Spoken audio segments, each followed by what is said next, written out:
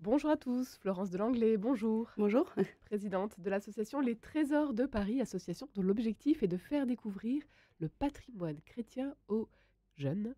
Merci d'être avec nous à l'approche de la Nuit des Églises, une 12e édition qui se déroulera du 23 juin au 3 juillet prochain. Et les enfants aussi ont droit à leur Nuit des Églises. Florence Delanglais.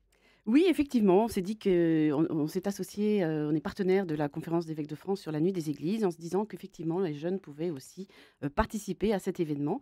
Alors, de manière à ce que ce soit un petit peu plus en phase avec leurs contraintes, etc., nous le faisons cette Nuit des Églises pour eux en avant-première le 15 juin prochain et en soirée. Alors, ce ne sera pas la pleine nuit, puisque nous sommes en été, de 19 à 21 heures. Voilà. Alors, en fait, on pense qu'effectivement, c'est important, que puisque nous sommes, habitués à faire visiter des églises aux jeunes, on trouve qu'on a tout à fait notre place pour leur faire découvrir ce jour-là, des choses, intéressantes sur notre patrimoine chrétien. Qu'est-ce que c'est justement les Trésors de Paris? Alors, les Trésors de Paris, c'est une association qui compte une vingtaine de bénévoles, qui est rattachée au diocèse de Paris et qui organise pour les jeunes des visites d'églises ou des parcours sur des hauts lieux de l'histoire, chrétienne de Paris. Et nous emmenons des groupes classes, des patronages, enfin, des groupes constitués que nous emmenons sur différents lieux pour profiter de ce patrimoine sacré, leur en faire comprendre le sens, leur donner des clés de manière à ce qu'ils puissent décrypter toute cette architecture magnifique, tous ces trésors que nous avons à Paris. Voilà. Vous en accompagnez de nombreux aujourd'hui donc en Île-de-France, de nombreux enfants, de nombreux élèves. Oui, écoutez, nous sommes très heureux parce que nous avons récupéré largement nos niveaux pré-Covid. Nous sommes même un peu débordés, mais c'est très bien. Et voilà, et nous sommes très motivés. Nous sommes une vingtaine très, très motivés, notamment en cette fin d'année scolaire. Nous avons beaucoup de demandes et nous accompagnons environ, en moyenne, à peu près 2000 jeunes par an. 2000 jeunes par an et Voilà. les demandes de visite augmentent donc Eh bien oui, en ce oui, mois de oui, juin, à oui, voilà. l'approche de l'été. Oui, je recrute des nouveaux bénévoles et tout nouveau bénévole est bienvenu. Je le dis à vos auditeurs. Voilà, nous sommes tous des passionnés d'art sacré et passionnés aussi par la transmission et persuadés que le patrimoine et le beau sont des vecteurs qui élèvent l'âme et des vecteurs d'évangélisation. Voilà. La nuit des églises, du coup, c'est un événement très important pour vous. Bah, oui, effectivement, nous y avons tout à fait notre place, hein, et nous sommes très heureux d'y participer. Alors nous nous sommes inscrits, dans cette initiative parce que, la Nuit des Églises, propose des thèmes, pour les organisateurs qui veulent animer leur église, leur chapelle. Il y a des thèmes qui sont proposés. Il y en a 3 cette année, mais nous sommes inscrits dans 2 de ces thèmes. Cette année, l'UNESCO célèbre le 25e anniversaire de l'inscription du chemin de Saint-Jacques de Compostelle. Au titre de patrimoine mondial. Et du coup, nous allons faire parcourir aux jeunes ce chemin de Saint-Jacques dans les rues de Paris. Alors, nous Ça allons... donne quoi à Paris? Quel est Alors, comment ce se chemin, commence alors bon, ce chemin? enfin, les pèlerins du Moyen Âge traversaient Paris du nord au sud, qui arrivaient soit d'Angleterre, soit enfin, des Pays-Bas, enfin voilà. Mais nous démarrons à Saint-Jacques de la Boucherie, qui était le point de convergence de tous ces pèlerins. Donc enfin, l'ancien Saint-Jacques de la Boucherie, dont il reste actuellement la tour Saint-Jacques, hein. Donc nous démarrons là et nous remontons. Je dis remontons parce que ça monte un Donc peu au cœur pour de aller Paris, jusqu'à... on est dans le premier arrondissement, c'est Voilà, ça? c'est ça. Ouais. Et puis on remonte jusqu'à l'église Saint-Jacques-du-Haut-Pas, en passant par plein de lieux marqués par les pèlerins du Moyen Âge ou même contemporains. Donc nous passons L'église devant Notre-Dame, Saint-Séverin. oui, Saint-Séverin, Ouais. Saint-Séverin où les pèlerins à cheval faisaient ferrer leurs chevaux au chevet de l'église Saint-Séverin. Nous leur montrons les coquilles. Nous passons par l'hôtel de Cluny également, décoré de plein de coquilles sur sa façade. Nous passons, mais je vous dirai pas où elle est, comme ça les Mmh. auditeurs s'inscriront. Nous passons aussi devant la coquille, enfin le cadran solaire en forme de coquille Saint-Jacques de Dali, qui est rue Saint-Jacques. Voilà, donc voilà, c'est un peu un petit jeu de piste, hein, qui se termine donc à Saint-Jacques-du-Haut-Pas. De nombreux trésors donc Voilà. qui méritent d'être découverts, d'être mieux connus aujourd'hui peut-être? Eh bien, nous terminons à Saint-Jacques-du-Haut-Pas. Moi, j'aime bien montrer aux jeunes quand il y a des éléments contemporains dans les églises. Et nous terminons cette visite par devant une statue de Nicolas Alquin, qui est d'ailleurs une des personnes retenues pour l'aménagement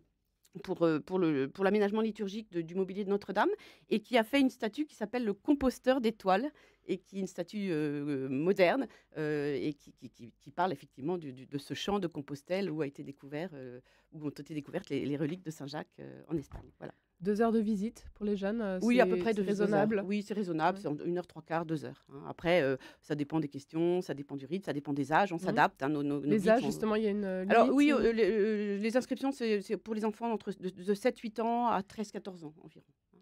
Voilà. De belles visites donc en vue pour cette semaine prochaine, donc le 15 juin prochain, avec, comme deuxième possibilité, Alors, la deuxième possibilité, c'est, nous sommes aussi, inscrits dans les propositions de la conférence des évêques et de la nuit des églises. L'UNESCO un a bel choisi anniversaire voilà, encore. voilà, exactement. L'UNESCO, je trouve ça assez émouvant. L'UNESCO choisit tous les 2 ans des personnages dont c'est l'anniversaire de quelque chose et cette année, l'UNESCO a choisi, la petite Thérèse de Lisieux.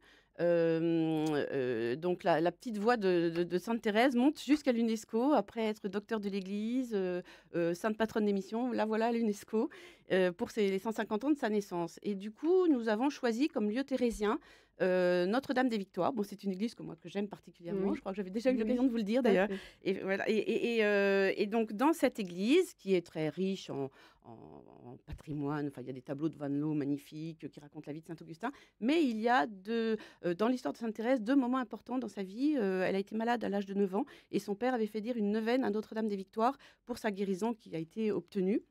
Donc il y a une chapelle, à Notre-Dame-des-Victoires et lorsqu'elle avait 15 ans, sur son chemin vers Rome, où elle allait demander au pape une autorisation spéciale pour intégrer le Carmel parce qu'elle était trop jeune, elle passe à Notre-Dame-des-Victoires avec son père et il y a un petit texte assez émouvant où elle dit que, son père, s'est donné beaucoup de mal pour leur faire visiter à elle et à ses sœurs, beaucoup de choses à Paris, mais ce qu'elle a préféré, c'est Notre-Dame-des-Victoires où elle a reçu beaucoup de grâce, devant la statue de Notre-Dame-des-Victoires et donc nous avons choisi ce lieu hautement thérésien à faire visiter, aux jeunes, voilà. Aux jeunes, une, visite d'1 heure et demie à peu près, pareil. Oui et puis centré, donc on fait toute la visite de l'église qui est tellement émouvante avec toutes ces et puis de nuit, je pense que ça va être assez spectaculaire avec toutes ces bougies qui 19:00, témoignent 21:00, il fait pas encore pas tout à fait nuit, c'est très vrai. nuit. Non, c'est vrai, je reconnais.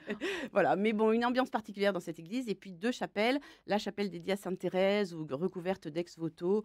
Il y en a un qui est particulièrement frappant, par un jeune, étudiant en médecine qui dit: L'étudiant en médecine vous a beaucoup prié, le jeune docteur vous remercie». Enfin voilà, c'est assez émouvant et puis une autre chapelle dédiée aux parents de Thérèse, Louis et Zélie Martin.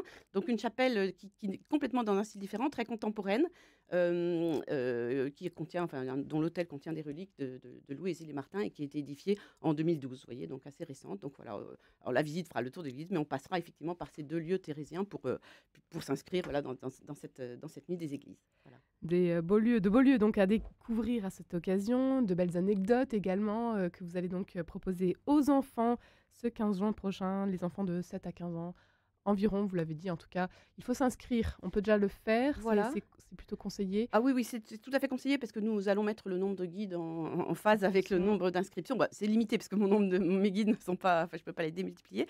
Mais C'est voilà, même donc pas si nombreux que ça finalement, hein, une vingtaine de une vingtaine, mais bénévoles, enfin ça tous fait bénévoles, voilà, tous bénévoles, ouais, oui, oui, on a une salariée tous passionnés par voilà, l'art exactement. sacré, Voilà, vous donc l'avez les dit. liens d'inscription, c'est sur notre site, hein, www.lestrésorsdeparis.com. Voilà, l'événement est mentionné dans les actualités, puis je pense que vous allez peut-être aussi relayer le lien vers Tout à fait, sur les la page de inscriptions. l'émission Rencontre, on Voilà, le c'est par fera. Helloasso, voilà, nous avons Toutes les informations donc seront voilà. à retrouver sur internet. C'est un événement national que cette nuit des églises Florence de Langlais, un événement où l'on peut tous donc vous rejoindre à cette occasion, vous qui avez l'habitude plutôt de public plus scolaire, peut-être d'école catholique. Voilà, en fait, c'est une opportunité parce que nous répondons en fait aux demandes qui émanent plutôt de groupes constitués. Ce sont des écoles, ce sont des patronages, des groupes d'aumônerie, quelquefois des associations familiales catholiques.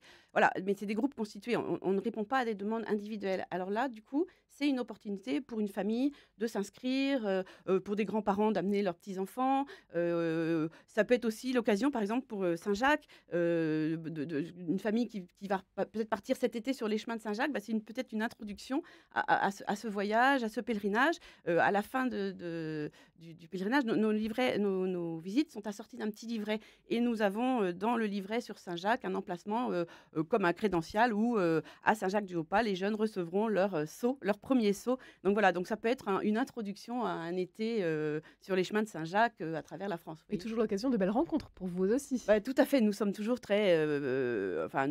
très, très, étonnés de voir que les visites ne sont jamais les mêmes en fonction des enfants que nous avons, des âges, de leur profil, de leurs questions. Donc nous nous adaptons toujours avec plaisir et ça nous fait toujours, enfin ça nous émeut toujours de voir les étoiles dans les yeux des enfants qui: «Ah je savais pas ça, ah je comprends mieux ça».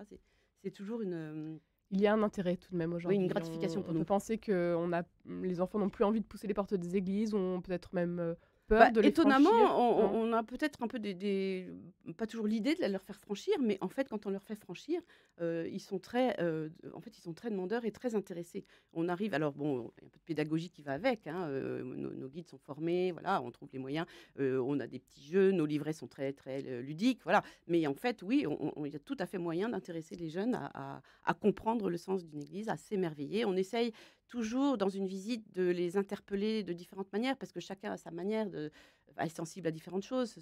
On leur fait appréhender le volume avec leur corps. Moi, je les fais tourner à 360 degrés dans l'église. On leur fait toucher les matériaux.